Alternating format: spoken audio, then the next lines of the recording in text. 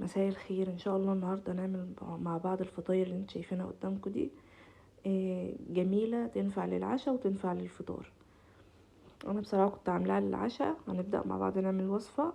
انا عندي هنا بوله وحطيت فيها كوبايتين من اللبن، وده كان لبن رايب عندي، ونزلت بيه على طول بشويه من الخميره، معلقه من الخميره وربع معلقه من الملح ومعلقتين سكر، وحطيت هنا تقريبا معلقتين زيت. خلطت المكونات بتاعتي ونزلت عليهم على طول بالدقيق، وهنا خلاص انا استخدمت ايدي عجنتهم، وبعد ما عجنتهم كده زي ما انتم شايفين غطيت عليهم وسبتهم يخمروا.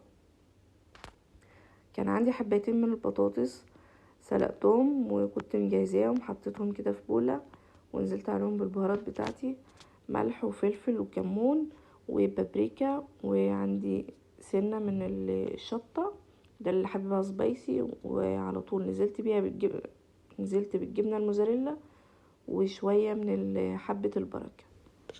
وكان عندي كوباية لبن نزلت بنصها لحد ما قوامها بقى زي اللي انتوا شايفينها في الصورة. انا كان عندي جبنة كريمي حبيت ان انا اضيفها ليها بتديها طعم بصراحة.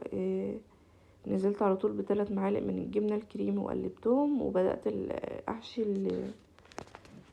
العجينة بتاعتي. انا هنا خلاص خمرت وسبتها خمرت، وبعد كده فردتها وعملتها كور زي ما انتوا شايفين. وما تبخلوش يا جماعة بالحشو، كتروا حشو لانها بتبقى جميلة جدا، وفعلا كانت جميلة، وكل اللي هيجربها يدعيلي.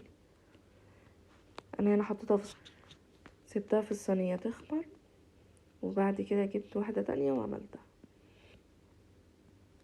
هنا الكمية كلها كانت خلصت معايا وسبتها تخمر، وهي بالفعل كانت خمرت معايا. بدأت ان انا اعملها بالشوكة كده زي ما انتم شايفين، وكان عندي معلقتين من العسل خففتهم بمعلقتين من اللبن، وزينتها بشوية من السمسم وشوية من حبة البركة. اللي حابب ما يضيفش اي حاجة ده ذوقية. هنا خلاص كانت طلعت معايا من الفرن، وما شاء الله زي ما انتم شايفين كده، وكانت تحفة بصراحة، وكانت جميلة جدا. وبس كده، بألف هنا اللي هيجربها.